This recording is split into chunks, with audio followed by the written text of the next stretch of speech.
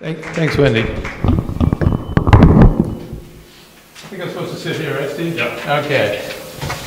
Thanks for coming, everyone. Let me get to the right page of sheet notes. More folks coming. Possible panelists. I'm one panel short, so we may have to press some of you into action. Tax Clark Dorner is not here yet. Anyway, we appreciate your coming. Today's event is a little unusual for us because it's almost an experiment. We usually, we do history, we do art, we do culture, and periodically we do some lecture or so forth on contemporary something. Well, this is kind of a mishmash. We're going to be talking about sharing stories, and I have a distinguished panel to help, of our recent experience, and of course everyone in the room, I think, has a Thomas Fire experience, so you got to formalize it a little bit, so I'll be bringing people up one or two at a time. But in addition, we'll be throwing in some historical context, because we are the Ojai Valley Museum, and we are also planning, as Wendy mentioned, I think she mentioned, we're planning an exhibit in the fall, which will also try to straddle these two, not entirely complementary concepts, at least often, which is to say a contemporary event. Even next fall, this fire will still be rather fresh in our minds, and history. So we want to both provide historical context and bring it up to like yesterday, essentially. And it's not something we've necessarily done a lot, so we're sort of workshopping the idea a little bit today. So bear with us if some of the joints sort of show, because that's our basic idea. And one of the reasons we want to combine history and our recent experience, very recent history, is we want to provide context for the community to have the sorts of discussions that I think they're going to have going forward about trying to take the energy from what the community generated by coming together to deal with the Thomas Fire and maybe sort of spin it forward in some positive ways. And as a matter of fact, I think I will bring Peggy Lacera up, if you wouldn't mind, Peggy, because these are not, the museum exhibit is going to happen on November 17th, I believe, and some other things around that are happening. So let me have Peggy share that with you, and then we'll keep going. Hi, everybody. Have a seat, Peg. Oh, okay. Have to get a ladder. Where are the firemen when you need them? So in November, centered around the museum's event, we're going to hold our first eco-education conference in Ojai, a group formed in the aftermath of the fire, initially looking at how to support our habitat, because there was a little bit of confusion. Do we feed the birds or don't we? Do we reseed or don't we? And so I called the Land Conservancy, the Green Coalition, Ojai Trees, the Raptor Center, Bob Roper, the former fire chief, insect pollinators, native plant people, and we all came together in a circle at Christine Golden, the art commissioner's home, and discussed what we were going to do about habitat restoration, and that fulminated into what is now going to be called the Ojai Valley Restoration and Resiliency Council. One of the visions is to have Ojai be a world center for eco-sustainability and use so that we all gather knowledge in a continuous way to be able to fortify our own community against fire, flood, earthquake, and drought, and to broaden the base of our economy so we can have docents that are showing people permaculture swales and how to build fire and earthquake resistant structures. And one of the thrusts is to change some of the codes, laws, and ordinances as quickly as possible so that we can do the kind of building that will be fire resistant. So this is coming up November 17th in conjunction with the Thomas Fire and Fires Past exhibit that's opening here at the museum. We're just scheduling them now, 4 to 8 talks about fortifying ourselves against fires in the future. And they'll be similar to Scorched Souls. There'll be an exhibit called Fireworks that night at the Arts Center, music, art, dance having to do with fire. Photographs on the big screen, and I'm hoping to have fire stories at Libby Bowl late into the night. I'm talking to the council about that now. Wow. So That's great. Now, Peggy, as I understand it, as part of this, the general thrust of it is, I think, to some extent, to take some of the positive energy that came from coming together in basically survival, and using it to sort of heal some of the divisions that were dogging the community in the last years, basically in terms of how much of a tourist town are we supposed to be, what kind of a tourist town, and that it can be spun forward in a positive way to address, maybe to bring that together in a useful way. yeah, my interest is in human behavior, and it was disturbing to me that there were economic issues that were dividing the community around tourism, and we have been a tourist town. I would just like those tourists to be tourists that know that they're stepping into our habitat and helping us to build Ojai as the most resilient community, the smartest, sanest, sustainable community it can possibly be. That's so. Well, thank you very much. Thank you.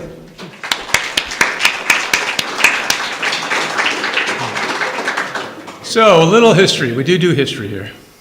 Now, during the fire week, I don't know how many of you were at on Saturday night, the local officials did a fire update over at the gym, Nordhoff Gym. I wasn't there, having spent the last 2 nights there on a cot. I thought, good enough. Thank you, Red Cross. But I watched it on YouTube later.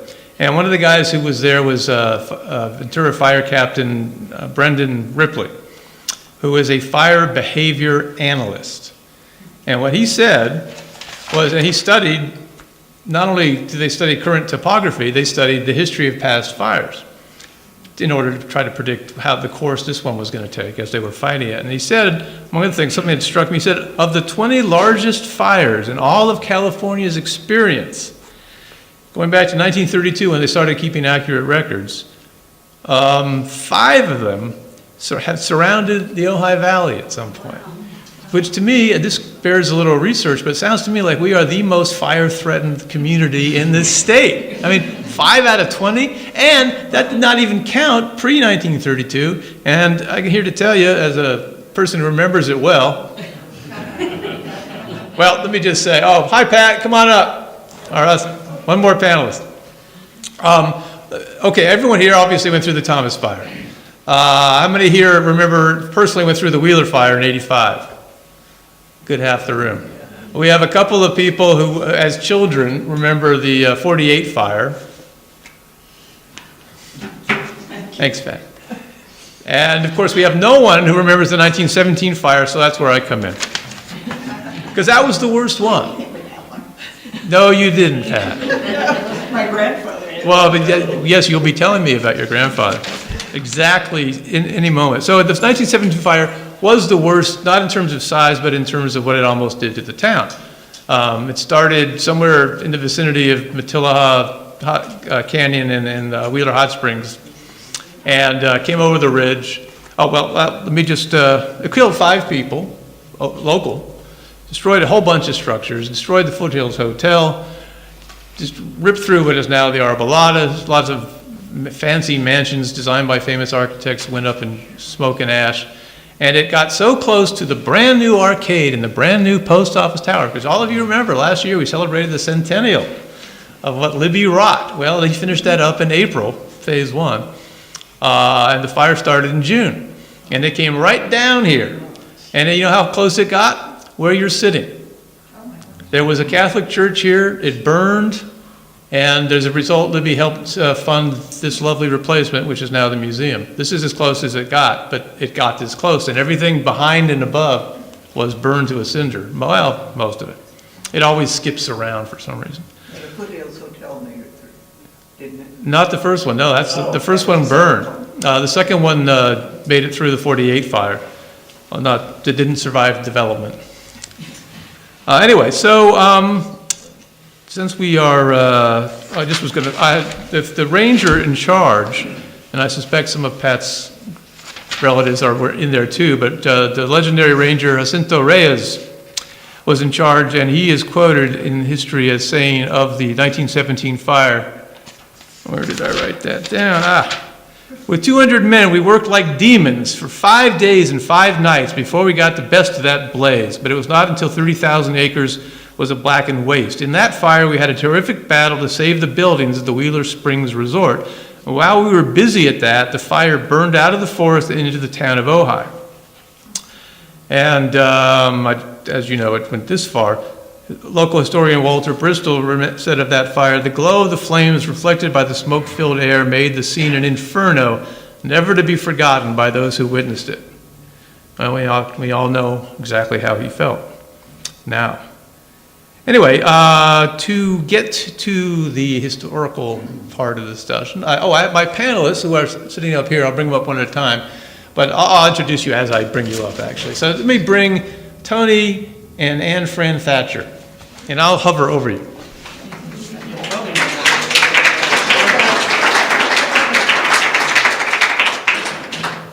Gonna need a ladder. You want to stand? Okay. Stay there. Okay, and why don't you stand over here? I'll move the thing so you can kind of be. Well, I'll do the same thing just to keep her company. All right, there we go. Okay, so obviously Tony and Ann do not personally recall the 1917 fire, but you, I think, have some stories from family history, either in terms of Friends Ranch, Thatcher School, whatever. Ann, why don't you tell us what you might have remembered? Well, I know 1917. My father was born in 1897, so he was 20 years old when that fire started. And he spoke of it, not regularly, but what I remember his saying is that he fought that fire. He went to Hickey Brothers, which is now Rain's store, and he bought 2 shovels, and that's what he fought the fire with. That was it. And what other factoids can I tell you about? His name. His name was George Elmer Friend. And there was another something I was going to say, but it was 100 years ago. Was the ranch destroyed? No, it wasn't destroyed. Where my family lived was on Grand Avenue, in the east end of Ojai. The property that we live on now, on Highway 33, wasn't purchased until 1962. So not and But the Sheldons who homesteaded there Yeah. also helped fight the fire. Needless to say, they were right in the thick of it. Right. yeah. But that fire started up on Highway 33, and it then swept toward the east end of the valley with devastating results. Sort of the opposite of our recent fire, which is kind of interesting. It sort of all depends on the wind, To a great extent. on how we all remember. Now, Tony and I were in San Francisco going to an opera. In Well, the current fire, And the current thing, which, not in 17. yeah, no. Well, Is that Rienzi? Was it ends with a fire? No? but no. There was something else I was going to say. I can't remember what it was. Oh, yeah, I guess I'll never have to see another one. depending on when the next one comes. It will come. There are 3 to 4 fires per century. And the 1948 fire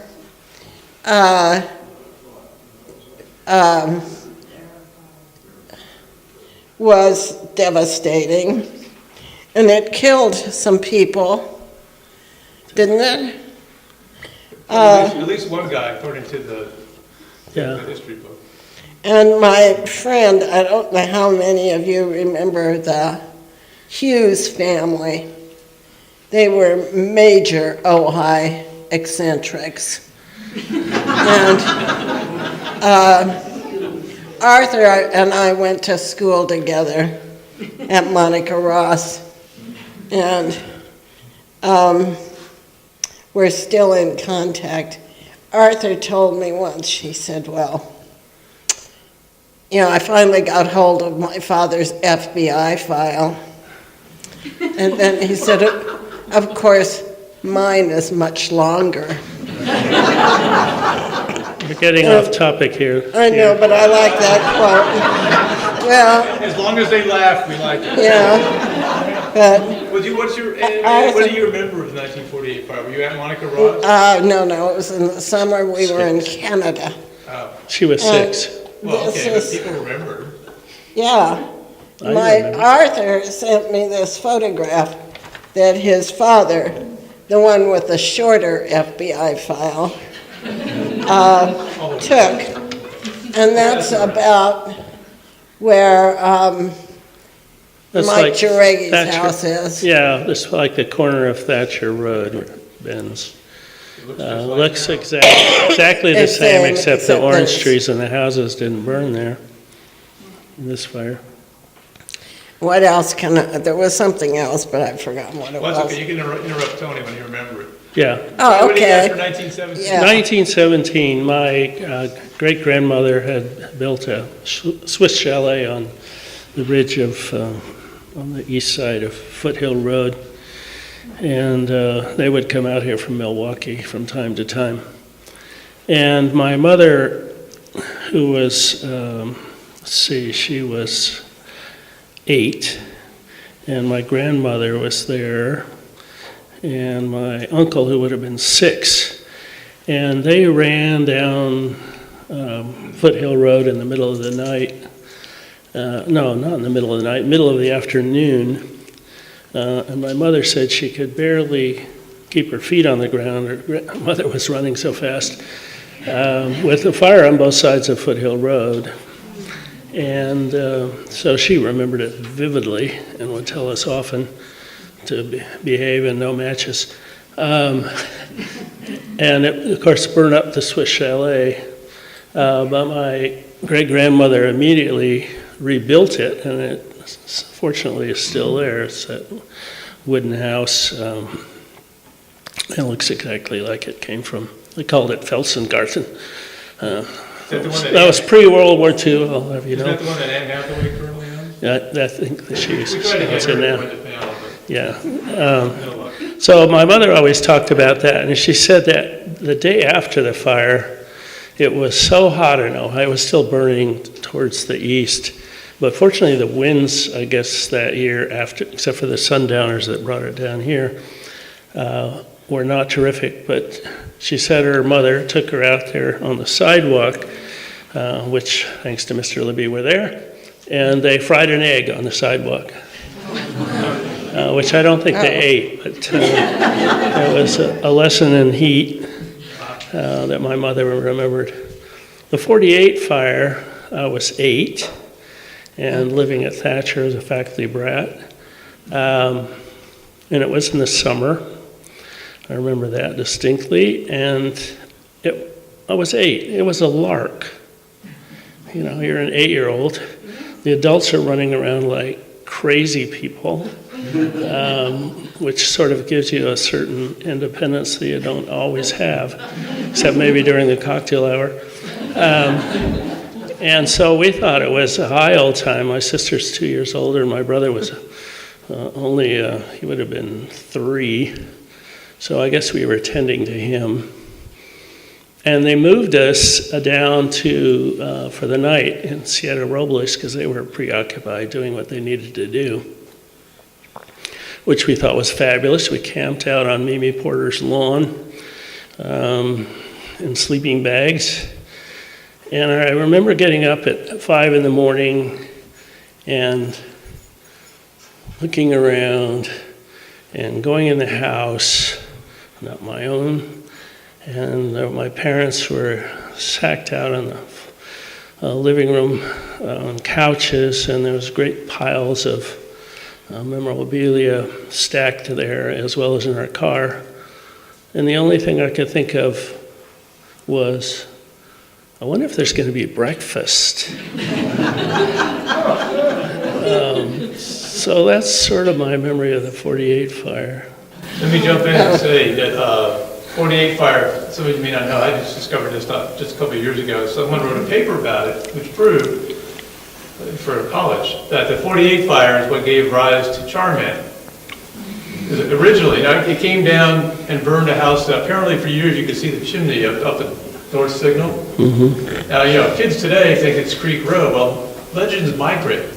This is urban/rural legends. What's a more appropriate place for Charman? Creepy Creek Road at night. But it started.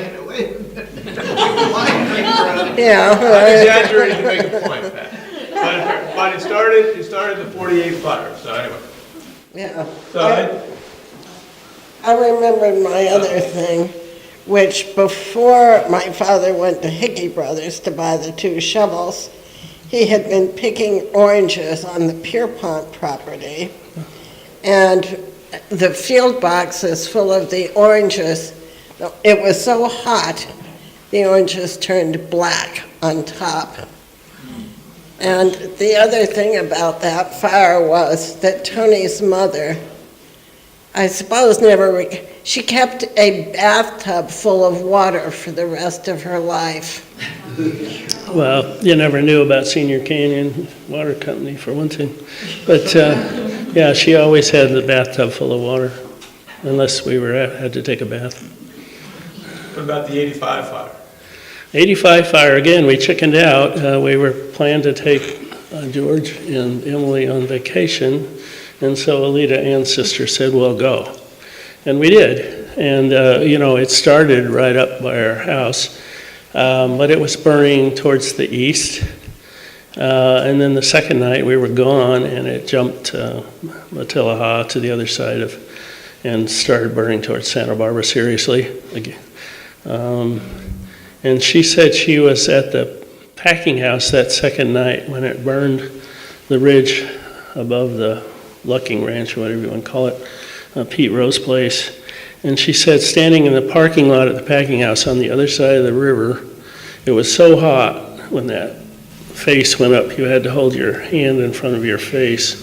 And of course your eyeballs you were blinking as fast as you could. And you couldn't touch the packing house, it was so hot.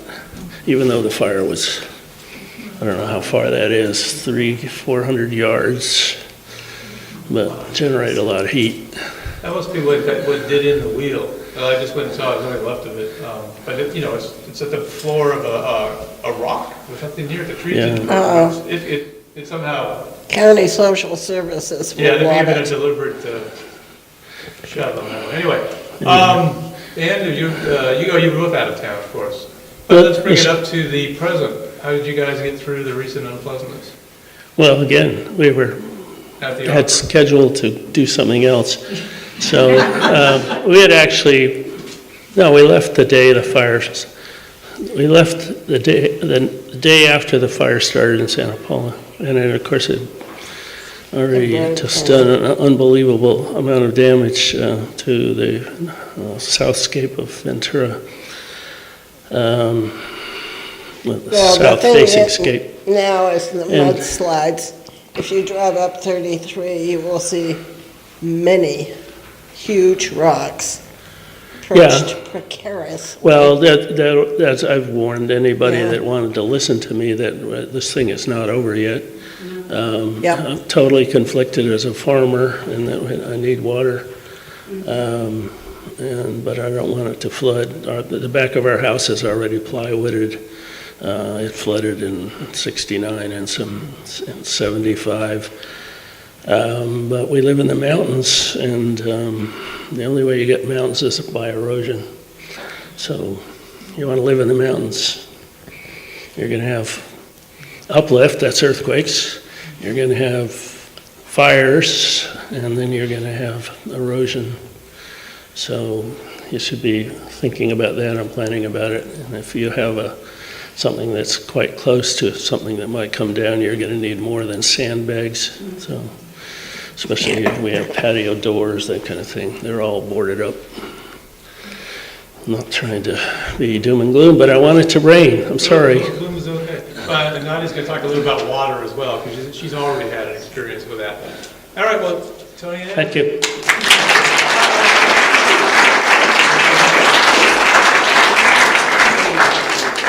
Okay, let's bring Patricia Clark Dorner up. She can get in that chair.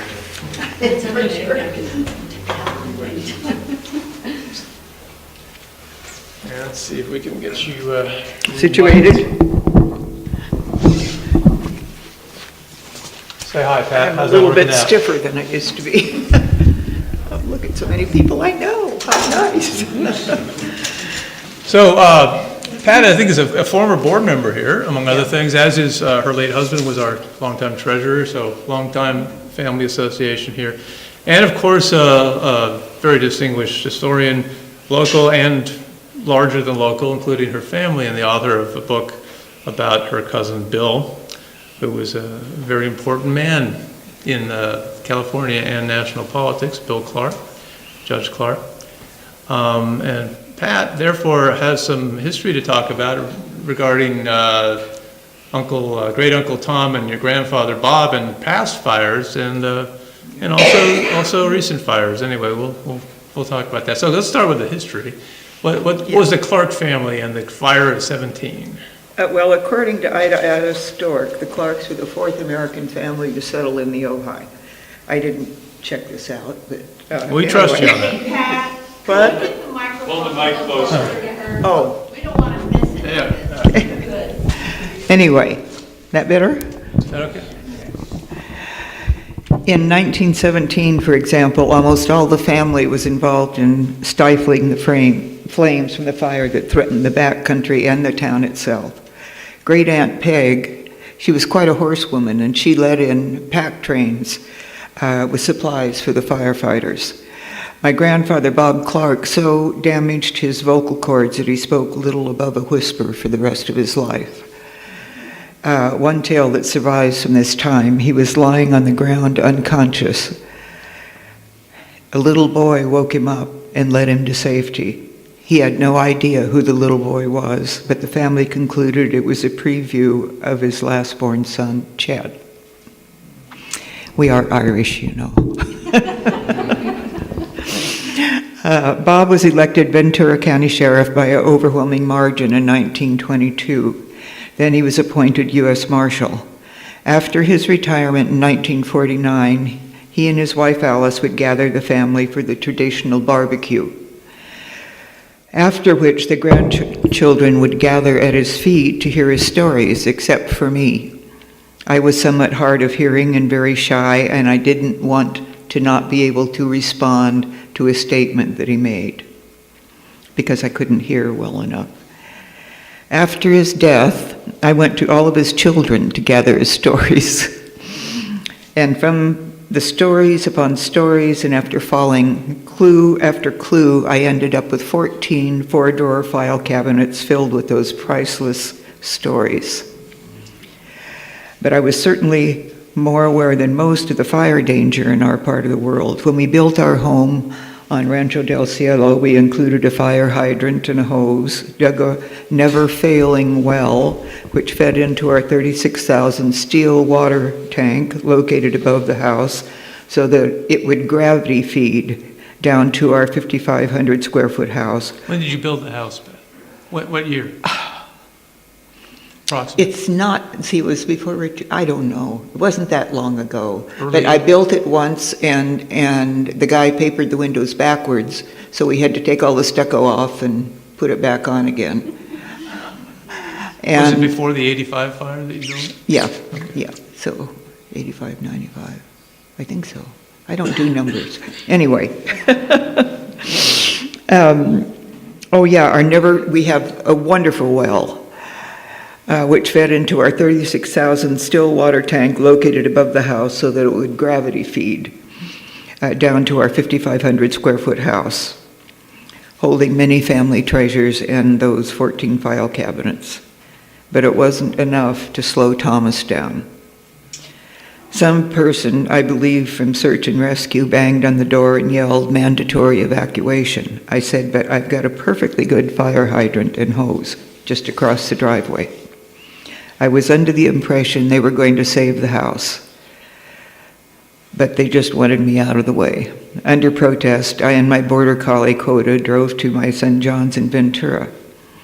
He tells me I couldn't have withstood the power of the fire hose, that I wouldn't be strong enough, also the wind. And Brother Jim, even with the help of 2 or 3 other guys, lost his main house as well. The house that burned to the ground shortly after my father's death in December of 1970.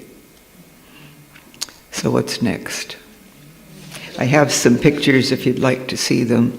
Yes, we could pass them around. Okay, yeah. Pictures of the house and the rooms, and then finally the devastation. It was quite a shock. I went up the next day and I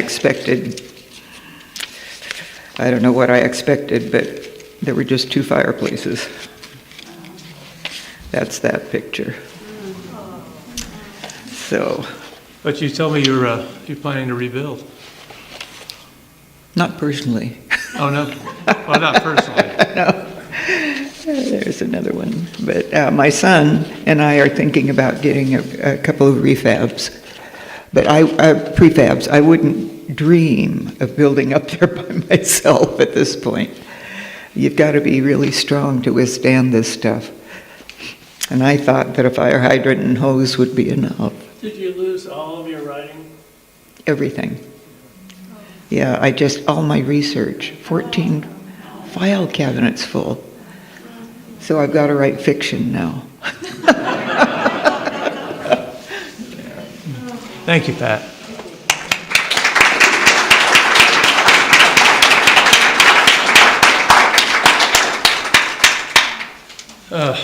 Next up, Alastair Coin, landscape gardener, rescuer of the wild sesame.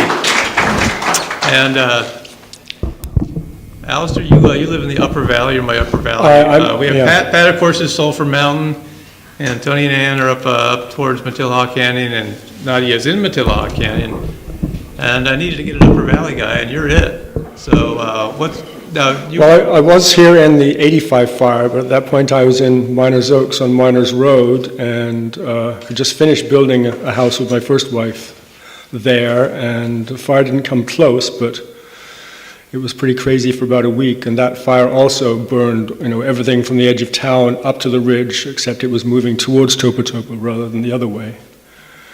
And an interesting thing I remember from that fire, being a gardener and looking around afterwards, is that orange trees don't burn, which is kind of counterintuitive because you think of oranges as being oily, the leaves. And if they're next to the fire, the trees at the edge of the orchard, they'll lose all their leaves, but fire doesn't travel through them, whereas it does on avocados, which you wouldn't think of as being flammable. So you're safer with oranges right around your house than with avocados. So as to the current fire, I live on Caesar Road. The fire came by my property about 9:30 that night. I could talk about would where this be Monday night? Monday The first night, yeah. Do people know how and where it started? I mean, there were 2 starts, about an hour apart. You guys have heard that? The first, Königstein Road, right? the first start was about 5:30 or so, and it was somewhere to the north of Steckel Park, kind of near the KOA, maybe behind that. I've heard that. I don't know anything more specific than that, and that's not really known how that started. And sometimes it's years after fires start that the Forest Service or the fire department tell you how they think it started. So don't expect to hear anything very soon. And then, for some reason, there was another fire started at the very end of Königstein Road, right by the last house at the top of the road there. And I talked to the family that lived there that I know, and they heard some crackling and looked out of the window and saw sparks flying from a transformer at the top of the pole and landing on the ground and starting to catch fire. And of course, they left right away. And from what I've heard is that was a transformer that was an older model that was known to be faulty. And the Edison company had changed a lot of other transformers of that kind in that area recently, but they hadn't changed that one. I think they probably will regret that. And a few days later, another friend of mine drove up past that spot, and she described that there were scores of Edison company investigators, scores. And they had it cordoned off, they were taking things down off the poles, wrapping them up in bubble wrap or whatever, and putting them on the trucks to take them away. And so they're very aware of their responsibility for starting that. I'm still confused as to, where and when those two fire starts met. The one that came towards me on Caesar Road was, I imagine, from Königstein, because the wind was blowing directly from Königstein towards me. But as that was happening, I could see on the other side of my house, looking out towards Sulphur Mountain, that was a flame. And the flames on, to the north of me and the south were both about the same level. The front of each fire was about the same and moving in about the same speed. Of course, on Sulphur Mountain, it was burning mostly the oak leaves underneath the trees, because oak trees don't really catch fire very much. But the wind was carrying them very, very quickly. I got up on my roof at one point. I'd left a ladder up there because I wanted to be able to get up and see what was happening. That was the highest point I could get to on my property. And I went up there about 9 with my little camera on video and did a panorama and was saying what I saw. And when I played that, a couple of days later, I couldn't even hear what I was saying because the wind was just going whoosh, whoosh, whoosh. And the camera just picked up the sound of the wind, not my voice.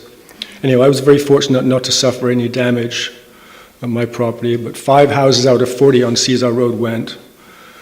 And I've had some interesting thoughts about the fire and the language that's used by the authorities in fire, because they tell you to get out of your house, and there's no time to get into lengthy discussions with people because the people that are having to get you out have to keep moving, tell other people.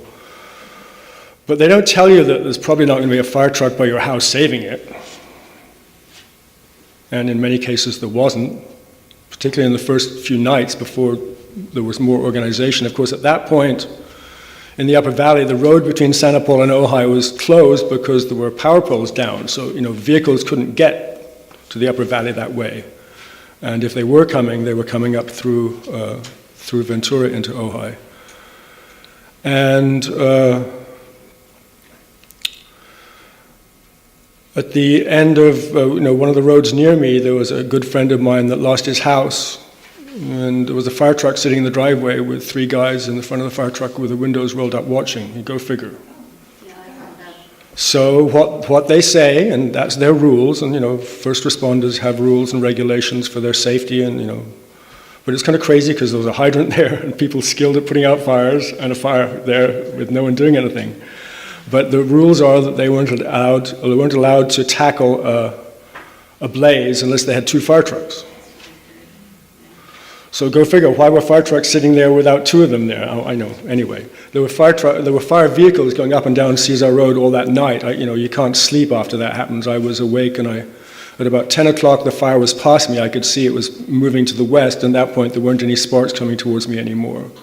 And so I walked up and down the road, 11 and 1 and 3 and 5 and 7, just taking pictures and looking at what was going on. And,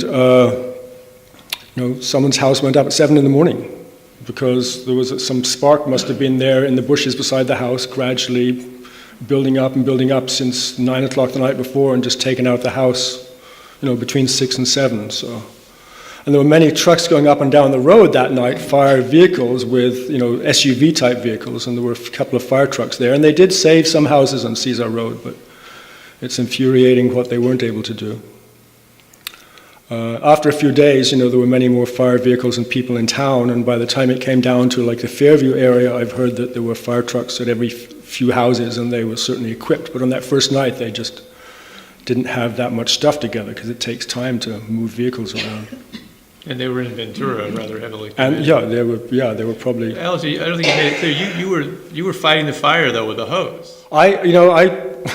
I've thought about fires forever, and I knew exactly what I would do if there was a fire. And I was able to get home and do that. I was actually in Santa Barbara that night at 7:30 driving back, and someone called me, and they didn't know I wasn't home. And they said, well, get home and don't come through Santa Paula, because if I'd come through Santa Paula, the road would have been closed, and I'd have had to go back to Ventura, and that would have taken another hour.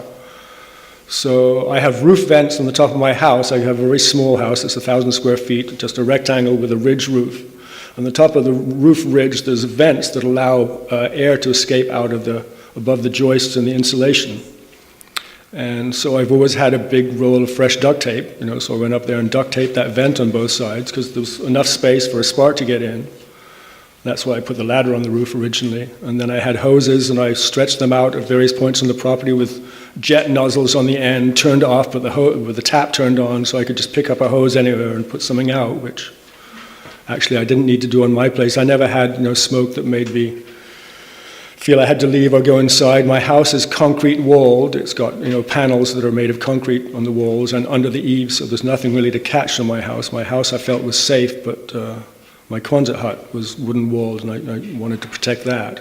There was one little spark landed across my neighbor's fence in the grass under the trees, and I was able to reach it with my hose nozzle. It was about as far as halfway back through this room.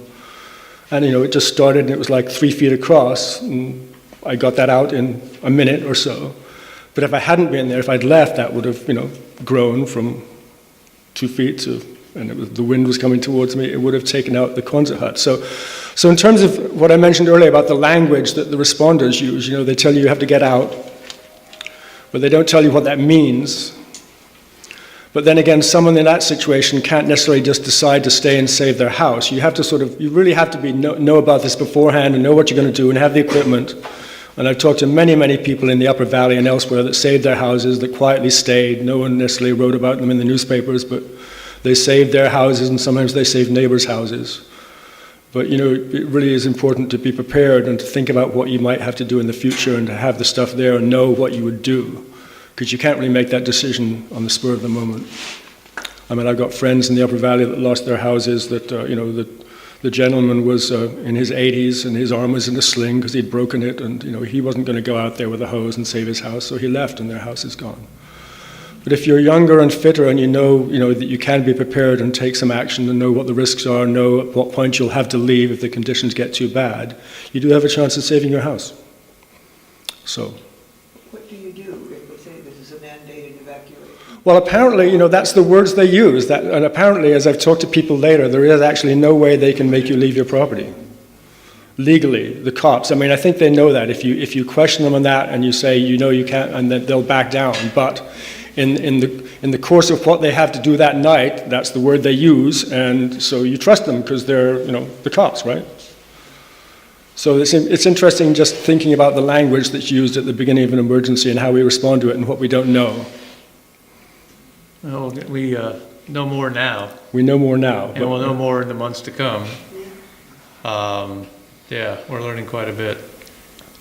Anyway, thank you, Alex. That's probably all I really have to say. Well, I appreciate it. Thank you. Thank you, Alex.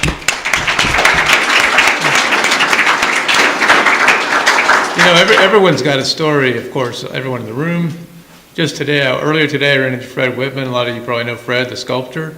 His mother's Nancy Whitman, the artist. And Fred's story, they live up Königstein, probably not far from where the fire started. And he and his brother Charlie were on the roof with hoses until the soles of their shoes were melting.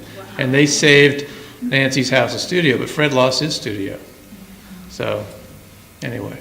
So I'd like to bring up Nadia Natali. Nadia lives up, and her husband Enrico live in Blue Heron Ranch, I believe it is. Matilaha Canyon. And Nadia is the author of a book that we don't have, but we're going to get it here because I'm, by golly, going to read it because it's called Growing Up Gershwin, as I just learned today. And Nadia is, in fact, the niece of George and Ira, which is, how great is that? Anyway, so we will have that book next time you come in stock. Well, Anyway. it may be here. I didn't expect this at part of the announcement, so I feel a little bit shy about that. But thank you anyway. Well, I can't possibly not say. Well, apparently You are the not. niece of George and I. You're lucky I will not start singing. There's a somebody who... No. Anyway, we were going to do a PowerPoint, but our systems don't mesh, but Yeah. Nadia's got... I've got some pictures, and you might be able to see them from a distance. Can I hold them, or while Yeah. you talk? Or, Yeah, but what you have to do is just go like this, you know, Okay. and then, Yeah. but And you guys can come look at it afterwards for more detail. So actually, this book that he mentioned, and I didn't expect to have it announced, starts out with my husband and I moving to Matilaha Canyon in 1980. That's going to be tiring, so if you just... Tell me when to raise it. Well, yeah, when we get to the fire part. And we bought property in Matilaha Canyon. If you know Matilaha Canyon, it's a 5-mile windy road in, and then there's a very big metal gate. And we bought property in the National Forest, off the grid, no electricity. Can you guys hear me back there? Yes. Way back? Can you hear? Yes. Yeah? Okay. Somebody said up. And we were met by a Forest Service person who told us to get a lock for the gate. And he said, "Do you guys know what you're doing?" And we had a little fold-out trailer, and they said, you know, there are rattlesnakes, bears, mountain lions, and the rivers, we have 2 rivers to cross. They flood when it rains, and you guys are going to get stuck in there. But we are very concerned about fire. It hasn't burned in 50 years. And so Enrico and I mean, this was our first day we were arrived. I mean, what a welcoming. Like, thanks a lot. And we had a 3-year-old daughter with us, and we moved onto the, well, almost moved onto the property. It was so thick with chaparral. And the first thing we realized is we had to worry about fire. And we very slowly took years to build a workshop and a house. It took about 4 years. We lived in a teepee for most of that time, and had more children. But one of the first things we did was build a reservoir with 30,000 gallons of water.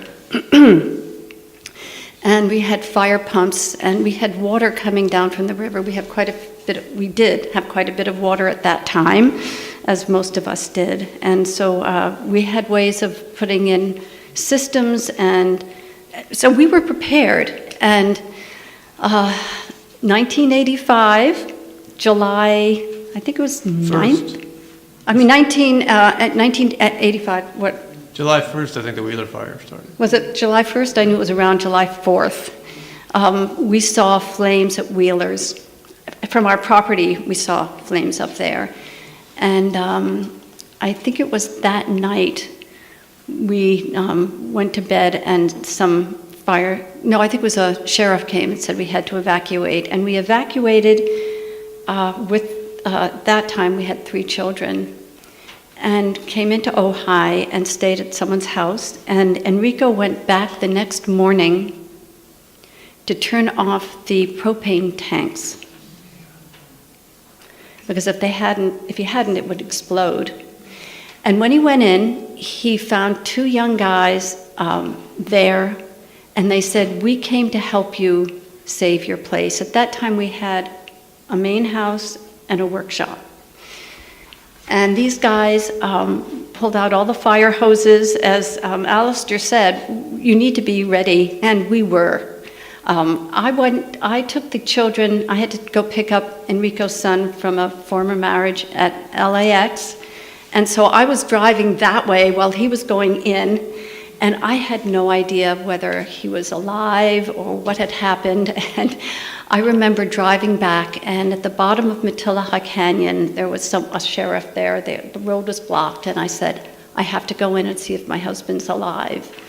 And he hemmed and hawed and looked at the kids behind the seat, the back seat, and he said, it's at your own risk. And I remember driving in through that canyon, and there was just fire on both sides of the road, all the way in. It was just, I don't know how I made it, but when I got home, I found Enrico, my husband, where he's here somewhere, and, and these two guys, and the story that he has to tell is in the book, which was quite interesting because they had to backfire in order to save the place, and they did with hoses around the main house, not workshop.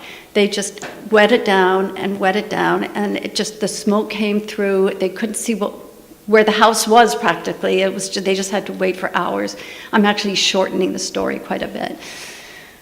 So this was actually quite a lesson, and we have been prepared again for fires. I don't know if you have any questions about that part of it, but when in the last few years we knew another one was due, and I'm sorry. Oh, I thought you said something. Yeah, you're right. Yeah, we knew something was due, and we were just holding our breath, and we've actually put in 2 10,000-gallon tanks of water in addition to our reservoir of water. And this time, when we heard the fire was coming, I left. I left out of fear. I wanted to disappear. The children were all grown and gone. And then that night, I was at a friend's. That night, I realized I'd made a mistake, and I turned around the next morning and went back home. And Enrico and I and Javier, who is someone who works at our place, the three of us got ready. And this time I got to hold the fire hose, and I have to tell you, it's heavy, it's long and heavy, and it drips. And you're holding this hose and trying to put out fire. But I want to tell you something else. When in 85, some fire people came in, some firefighters came in, they looked around the place, they saw what we had, and they turned around and left. And so it was just Enrico and these two guys that were able to take care of the fire, the whole place. This time, it was 3 of us, and we started preparing, and lo and behold, the night of the fire, which was December 9th for us, the wind hadn't blown at all. It was blowing like crazy all over Ojai. For some reason in the canyon it didn't. And I remember the night, or maybe it was the night before, and I said to Enrico, I'm going to drive down the canyon and see if anything is happening. And he wouldn't come with me. He and Javier, I said, will you come with me? It was nighttime, and they said, no, we're busy, whatever. So I'm going to go myself. So I drove down the canyon, and I saw the fire had come into the big reservoir over the hill, and it was starting to go down towards along the river. So I drove back, and I told Enrico, and I said, I want you to see this. So he came with me, and we looked at it, we realized this is it. So we really got ready that night, and then the fire people started coming in, firefighters. Unlike the first time, we had 75 firefighters at our property. 75. And we were walking around and helping and telling them where things were, and they said, this place is great. We are so happy to help you here because we can. You've really prepared well. So this is something I'm repeating that Alastair said a moment ago. If you're ready and prepared, you can stay and fight the fire. We could have done it without these guys. We wouldn't have saved most of the stuff, but we would have saved the main house. And again, the workshop, which were the most important buildings. They stayed, so this is where I just want to show a couple of things. Let me do it. Here, yeah, bring it back. So this is when I was driving down Matilaha Canyon. I don't know how many of you can see it, but I saw the fire had come in. Higher. Yeah, you can look, if you want to look at it afterwards. And well, I wanted to, oh dear. So this is when it was coming in. They said, oh, I have to tell you another thing. I was really hoping they would backburn. So that was my conversation with a lot of these guys. I said, would you consider backburning? And they said, yes, we have decided we're going to. We have to wait until the fire comes up over the ridge. And once it does, we'll start backburning. And I said, I hope on all sides. They said, yes, because this would give us a chance to not have a fire come years to come in the future. And they waited, and the fire came down too soon. It actually dropped and started burning, and this is when it dropped, and it started burning right on our property, and they started to backburn up the side of the mountain, and this is what that looked like. So I got out my iPhone and started photographing. And I have to tell you, I felt very guilty because here everyone is trying to fight the fire and I'm just doing some really silly thing. But all the firefighters that were around me took out their iPhones or their cameras and were taking pictures too. Yeah, so I went, whew, okay. So this was we were right there. So it was pretty intense going up the mountainside. Yeah. And this is a sort of a Christmassy picture. Yeah. And then just as it ends, and then a lot of hot spots. And so for days we had fire all around. We didn't know we knew it wouldn't come back, and the firefighters kept, that's probably as much as I'm going to show you. And then this is the road driving out. Just gone. Everything is, eaten up, burnt up. Is that the yellow brick road? Yes, actually, that's what I said. The yellow burnt road. About 4 weeks later, the floods came, and we had built, again, prepared. We have so many rocks on our property that we built berms, and they are actually, if you know what they are, if you don't, I'll tell you, they're like big stone walls, piles of stones that are very high and go very long, so 100 yards.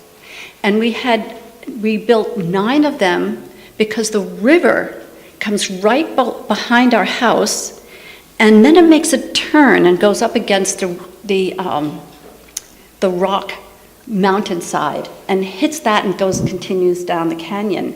But if something were to happen, like it did with this fire, and there was a lot of rocks falling down and debris and mud, it could easily be diverted. And so these berms were sort of like a hand, where you had one here and then one there and one there and one there. And these were far apart.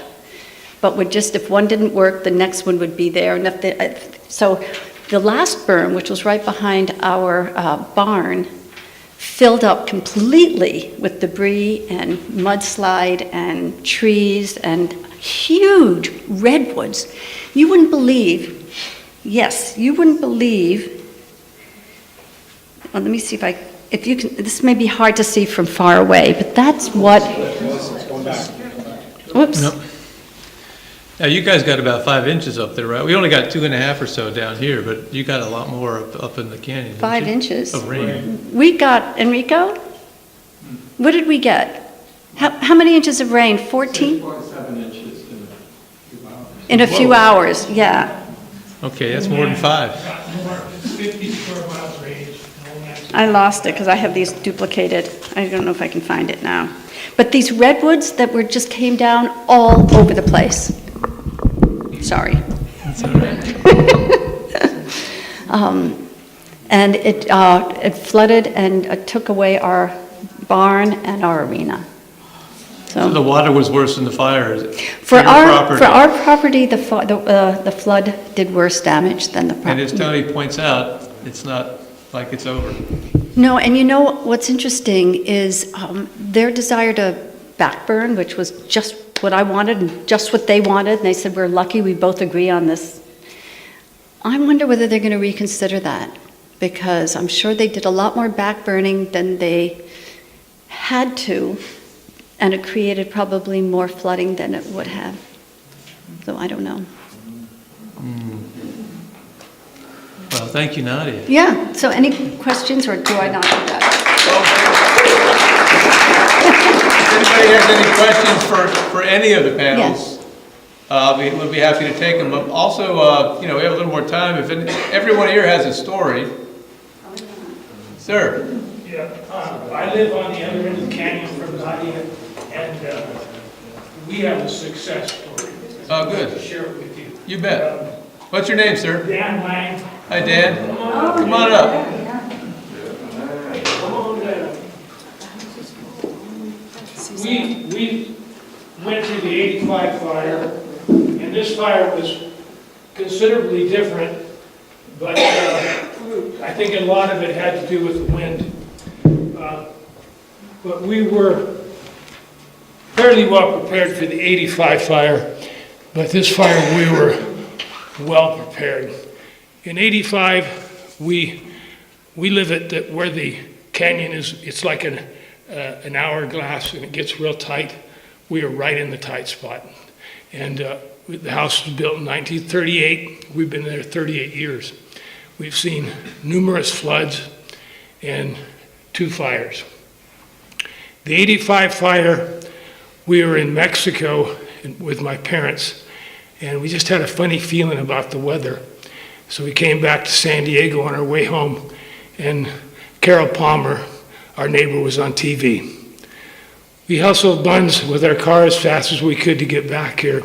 We fought the fire with my cousin for 30 hours. It was a different kind of fire.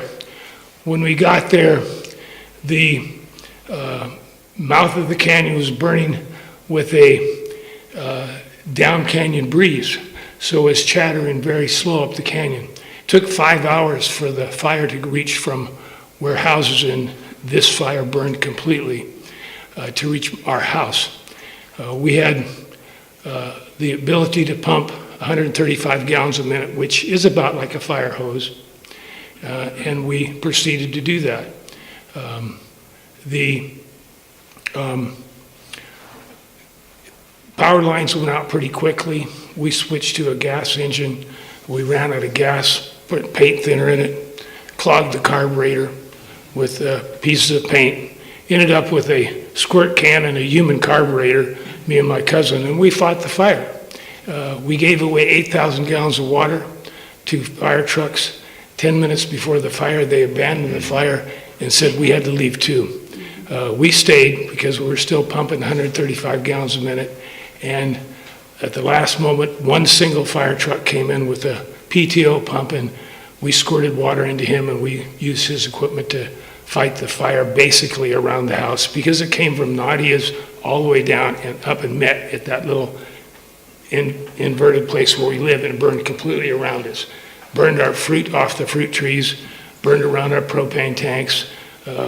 We were there, we really saved it, because small things would start burning in trees, and when we were there to put them out after the fire person had already left. So we had to stand by for 30 hours.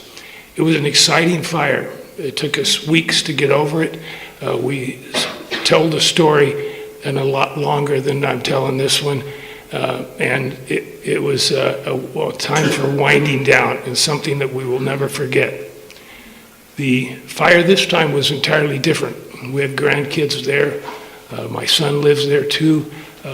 The women in the family said, you can stay, but you can only stay until you feel like there's no place to go, and then you better leave. And so we promised to leave, told them to leave long before we did. And we watched the fire, basically smoke coming, and now with the internet and everything else, you're pretty aware, as long as you have electricity and some outward communications of what's happening. We knew the fire was on the east end of Ojai, and it was going to take a little while to get across there. Well, it took an hour and a half to burn behind Ojai. Came much faster than we imagined. The women were already out, and we'd promised them that we would leave.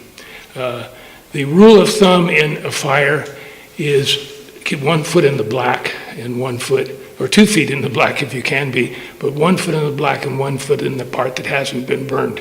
And so that was our promise, that if we couldn't be in the black, we wouldn't feel safe. Even though the fire department has built a pretty good size, what they consider a fire-safe area for their equipment in our canyon, and we knew Nadia's place, had some open space. We didn't feel like we wanted to go where things could burn and stay there, so we didn't. We saw the fire in the evening coming up Nordoff Ridge. It was dark, and we said, it's time for us to go. Fortunately, years ago, I purchased this stuff here, which is Barricade, and it's a fire gel. And I really don't, I knew a bit. I'm a science teacher, so I worked with this in my science classes for years, treating everything in the chaparral, building materials and everything, and setting it on a 2-burner stove and timing it with my kids, watching full-on flames below it and watching wind smoke appeared on either treated and untreated, and when it burned, when it was ash, and it was decidedly a piece of fire equipment that I could believe in. So I purchased probably originally 5 gallons of it. This time I had 15 gallons on hand, and I felt like it was going to be my insurance policy, especially if my wife and my family had insisted that I leave, because I think that had we not been there in '85, we'd have lost our house. And heartbreaking as that is for Pat, what it's like, and the people in our canyon and in Berry Flats that lost houses this time. It's devastating, and my prayers go out to all of you who have suffered that kind of thing, because we were prepared leaving to have the same experience. At any rate, it was nighttime. The fire was coming towards the mouth of the canyon. We felt like we had no safe place to be, so we cut our electricity because we knew the fire would probably kill the power. We turned on our generator, which is, and this is where I get into the prep readiness that Alastair's talking about. We started our 7K generator, which is not a super expensive generator, but we trust it. I believe it's even a Chinese takeoff of a Honda, which would be the really good one to have. And we cut the electricity off, started our generator, turned on sprinkler systems on our roof, which are permanently there. It looks like a lawn up there, basically. My house is a redwood covering. My son's barn is covered with hardy boards, so it's a lot more fire resistant. My roof is a Class A fire retardant roof, but it's not tin. And so I let the sprinklers go and took the Barricade, which is fairly old. As a matter of fact, talking to the manufacturer, he said that I probably used the oldest Barricade successfully that's ever been used. It's probably about 15 years old. And in the middle of the fire, we still had communications. I told him that basically, not the middle of the fire, but the middle of our preparation, I called him on the phone and said, I'm having a hard time spraying this stuff out. It covers great, and then it starts clogging. He says, well, you're a science teacher, and he knew me from before when I did experiments, and he said, believe it or not, thin it with kerosene or diesel. And I said, I have diesel. And I said, I'll thin it. And so I started thinning it, and anyway, we covered everything. I brought my computer, and you'll see we sprayed metal buildings, we sprayed tires, we sprayed cars we were working on, we sprayed, it was fall this time. Leaves are falling out of the trees. What are you going to do, It's not like July when the other fire was there and fire clearance happens in June. This is where fire clearance happened a long time ago, and the trees are losing leaves. This very day, I sprayed leaves with it. I sprayed every possible thing. Did you turn off the sprinklers on the roof and spray the roof? I didn't spray the roof because we had sprinklers up there. I went up there and sprayed any windows that were up on part of the roof, but I sprayed all the windows in every house. Sprayed things that you knew wouldn't burn, but you didn't want heat to happen. The story behind this stuff is this man, Jim, I can't remember his last name right now, but he was a fireman, and he was inspecting a house that burned in Florida. And the house is charcoal. and he came across a baby diaper, and the diaper was not burned. Whether it had pee in it or water, I don't know what, but it had performed the duty of a diaper. It had absorbed water, and the whole house, metal was burnt, everything was melted, and this diaper was sitting there. It was black on the outside, but he opened it up, and it's perfectly white. He said, how did this happen? And he discovered that there's a polymer inside a baby diaper. You can do it yourself. I did it with my kids for years. You take a baby diaper, one that hasn't been used, and which you've all dissected, I'm sure, used ones, but it's nice to do one that's brand new. Shake out the little chemicals. They'll look like salt at the bottom of a glass. Just a very few chemicals. Fill the jar with the glass with water, and it'll gel right to the top, and then it looks just like gelatin, And what it is it surrounds the molecules or the atoms of water, molecules of water with this polymer, and it does it molecule by molecule. So you end up with a barrier of water that has to evaporate in each layer, and it's good for 30 hours. Well, when we left the fire this time, believe me, we thought we could chase the fire in. We're going to come in behind the fire as soon as we could. We got out and we were stuck at the quarry for 7 hours the next day. We couldn't get in for 24 hours. And I was counting the hours going, is my barricade still got time? It's good, 30 hours is the end of it. And well, at 4:30 in the morning, 24 hours later, we came in by motorcycle and walking, jumped over the flaming power poles and got in after you had gone through your whole experience and walked by 4 completely destroyed houses, and then one where our good friends had saved a couple of houses with a fire hose, and we still didn't know what our house was like. My son went in a little faster on a motorcycle with his fire friends, and I kept walking, and pretty soon he was coming back, and he says, "Dad, you can't believe it. Every bit of the garden is fine.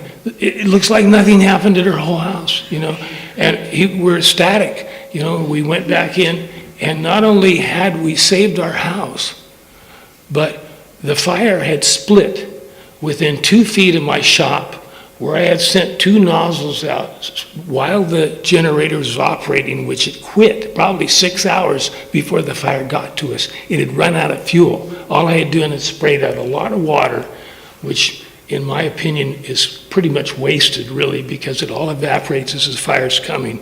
But it had gelled in this gel that I had sprayed around, and what was still in the house was still there. And the fire actually split, Nadia will tell you, the 50 houses. It went around 50 houses in our community, And my daughter was in San Francisco trying to keep up with the fire, and she sent me a satellite image of the fire, wrapped around our house, and it couldn't join on the back side.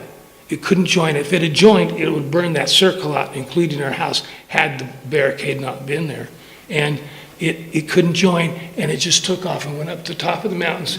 By the time the fire reached our 50 houses, the county had already cleared the road. Fire trucks were at every house, and it just chattered in like the old 85 fire, nice and slow, and nobody was panicky, and everybody was thrilled, I can't say that this saved our house, but it saved I would not have left if I had not used it.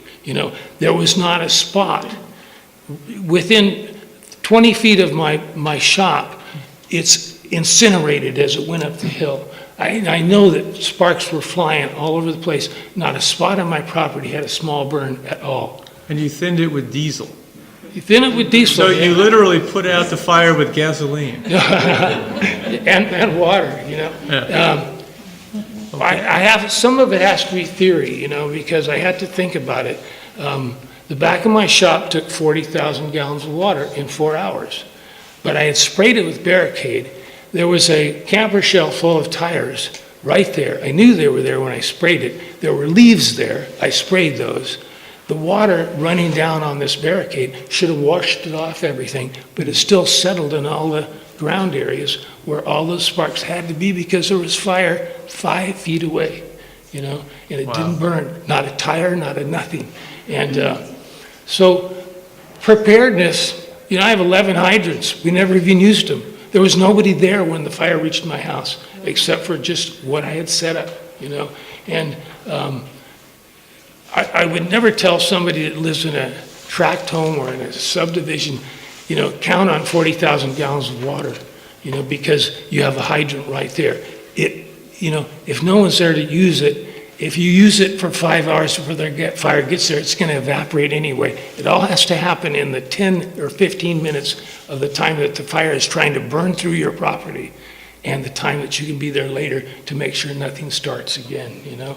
So, question, Pat? Do you think if I had refused to leave, I mean, somebody tells me to do something, I do it, you know, but if I had refused to leave, do you think I mean, I had the fire hydrant, I had plenty of water, do you think I could have saved my house? You know, you had a stucco house, you know?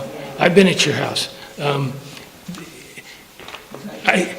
Every window is an opening to a fire, basically, you know? It was the wood over the stucco. Yeah, and you know, if you had had a chemical you'd throw on it, I'd say, basically, you could have walked away from it, you know, spraying your windows, spraying your eaves, like you did, you covered your vents with duct tape. Anything to keep a spark from getting inside your house where things are highly flammable is super important, you know. The water factor is not the biggest factor, you know. It has to be there because you might have to put out some stuff, and the fire department can depend upon the water. You know, even though they took 8,000 gallons of my water in '85 and abandoned the fire, if they hadn't been called to abandon that fire, they would have used it. They later carried it back in and used it to help, you know, spot fires in '85 in our community. But they did take it with them at the moment of crisis, you know. And I told them, well, you left me with an empty tank almost, but we're still here and we're pumping. And, you know, at that point, you know, my wife hadn't asked me to leave. I guess I was more valuable the second time around. So now you can take 30 years off. She's saying cut off, Dan, that's enough. But anyway. Oh, yeah, okay. Yeah. Well, thank you. That's a terrific story, and I'm making a note of barricade. Yeah, well, they're going to be pushing it a little bit more because of the I think they testimony should. of people. Some insurance companies are coming in and doing this themselves, you know, because it saves with other chemicals too, not just barricade. But it's, I think it's part of the preparation that gave me a good feeling of leaving my house, you know, which I couldn't get just by having water spraying and a generator that was going to run out of water. So. Well, thank you. There's it. That's a terrific story. Thank you for contributing. So we're running near the end. Is anyone ready? Ray Powers, who lived at Foothill Hot Springs, where Ojai began. So let's hear from Ray. Hello. Ray's also on the Planning Commission currently. Just thought I'd throw that in. Thanks. And of course, a distinguished composer. Take it away. Listening to Nadia and Dan, I'm going to confess my naivety of not knowing fire. I grew up in the San Fernando Valley, so I know earthquakes pretty well. There were lots of earthquake drills. There were never any fire drills. You know, I live at the mouth of the canyon, but it's a box canyon because there's a dam there now. So it's the original Matilaha Hot Springs. I was there 11 years. About 8 years ago, the Ventura County Watershed Protection District bought it as part of the dam removal project. And they gave it a modicum of attention. I was there sort of as a caretaker, but mostly for security to keep people out, because they were worried about liability and people getting hurt there. But I didn't think much about fire. They came every year to do weed abatement, but I noticed as the years went by, they did less and less. And I would mention it, but it was kind of budgetary considerations they had, I think. Because they started with work crews of like 8, and then this year there were like 4. And I also noticed that they didn't cut down dead pine trees. There were a couple downed oaks they didn't remove. And I mentioned it, and they took notes, and I wasn't proactive about, taking them out myself, or bringing people in to help me take it out and really clean up the area.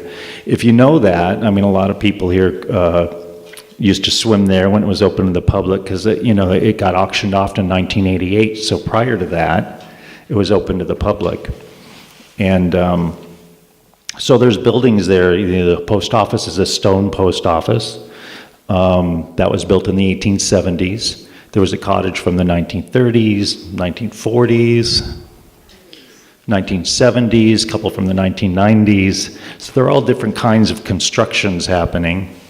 Most of them pretty brittle. So what's remaining there is 3 walls of the post office. The fire came in, came up the highway, burned through Camino Cielo and Ojai. Anna lost, and her sons lost all those buildings, but one cabin, I believe. So it came up there and over, and then it came down, it jumped the highway where the rock quarry is on 33, and then went up over that hill. Now the interesting thing is that I lost a water main and it blew. I came out maybe 4 months ago, and there's water coming out of the asphalt road. And Casitas comes and they replaced the water main, and they changed out the fire hydrant from a 4-inch to a 6-inch. So I had a brand new hydrant, but there was no hose there. I didn't think to ask, well, will you leave a hose here and a wrench to open the thing? Because it's gated off, and if you don't have a key, you can't get in. And the fire department has a key, but by the time they got there, they noticed my car was gone. They knew I had lived there. I was the only one there on the 9 acres. And they just let it burn because it's such a tight, narrow box canyon. By the time they got there, they would have been endangering themselves, is what they said. So everything burned, my home burned, but what's fascinating is none of the trees really burned. I really noticed all the sycamore, the willow, the palm trees, the eucalyptus. Very few of them really burned down. The tops of some of the pines burned, but really it looks like a beautiful park still, except for 11 burned buildings. The meadow has already come back. It's full of grass and clover already. The bulbs are coming up. But everything else is gone. So, that's my confession of naivety, because I probably would have stayed there, knowing me, if I had a hose and water, and I possibly could have cut it off, but I have my doubts, because it's a 400-foot hill, and it kind of came in all areas. The sad thing is, it's a legacy property. Fires come there in the past. The big swimming pool used to be covered, with a big building that burned in the early 1900s, maybe, I think. Not the 85 fire, long before that. Maybe 1917. Yeah, maybe 1917 a fire came in through there. So now it's gone. So we did lose a legacy property there, and the county has no plans to, resurrect it and turn it into a hot springs. The master plan has it as a parking lot for new trailheads once the dam comes down. So they'll take over the reservoir that's behind the dam, narrow it back down to the original stream size, and then have a parking lot of new trailheads, so people will park on that land and be able to start hiking into Matilha from there, right off the highway.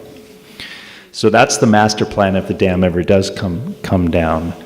I left on Wednesday the 7th, I think. Wednesday was the 6th. The 6th. So Wednesday the 6th at about noon, I knew the fire was pretty far away, and the wind stopped, but that allowed the smoke to waft in, because it wasn't blowing the smoke away. And I started having some trouble breathing, and so I just grabbed my laptop and my camera and a small suitcase, and I had a full audio-video studio there, because that's my business.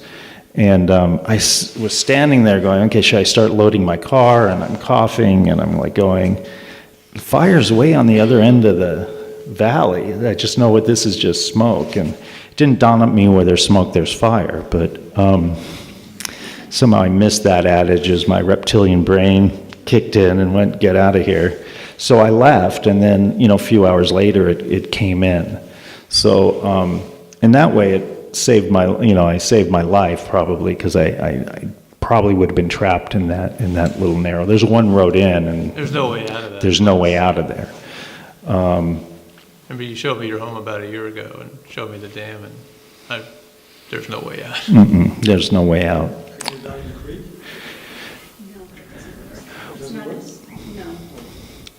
Yeah, it didn't jump the creek, so it was on that side. There's nowhere where it jumped. Because I had, believe it or not, I had a Motree hunting camera that I used as a security camera that was on about a 12-inch Norfolk pine. And the back of the pine was all charred, but the front wasn't. And my security camera and the SD card were fine, and it was pointing up my driveway. So I got 3,100 photographs from the 6th to the 11th, I think, or something. And so it shows the fire going in front of my gate, and then all these flames coming from the side, where the house was, but nothing coming from Creekside, so it didn't jump over the creek. It just came in through that, through the northeast. It's appropriate, since we are at the museum, to note, with Ray and his home, and in a different way, Pat, with her records, the community, people lose their homes. It's tragic. Community also has lost a lot of history.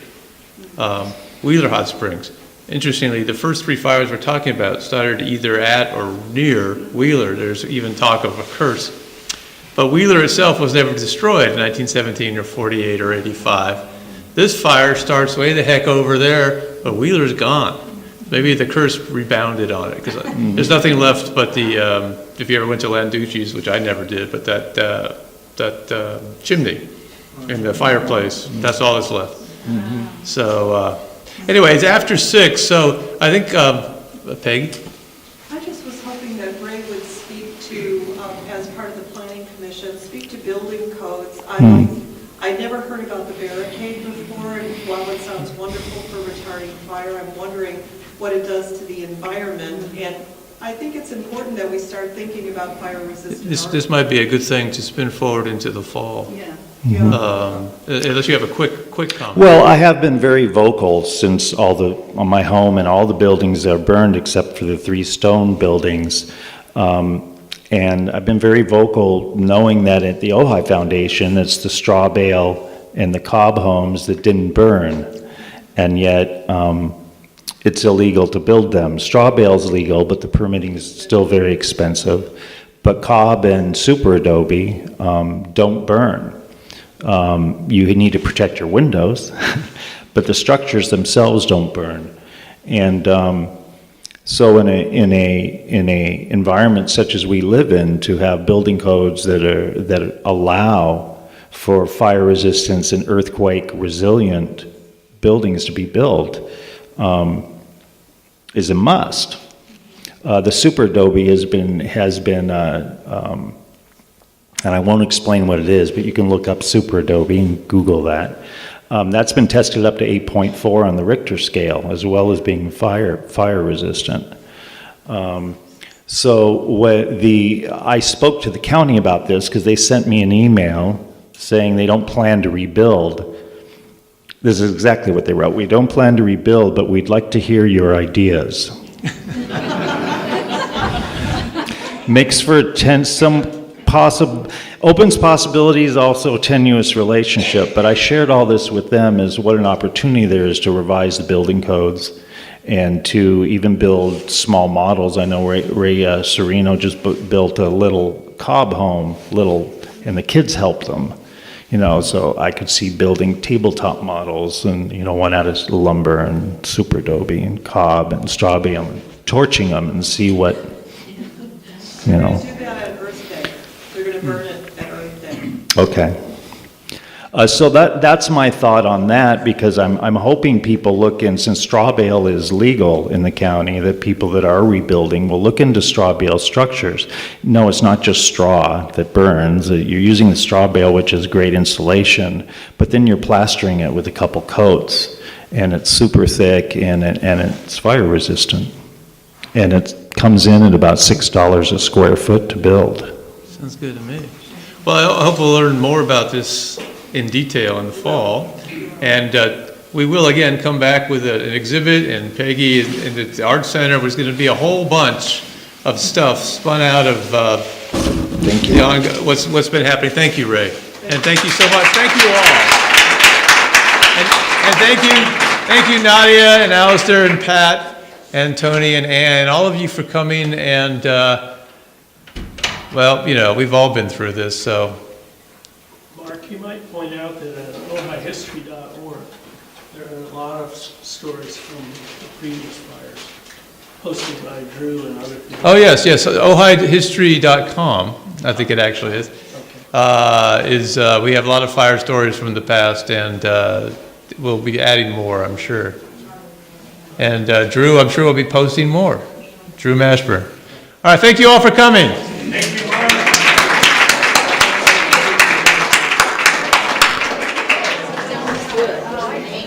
Thank you, panel.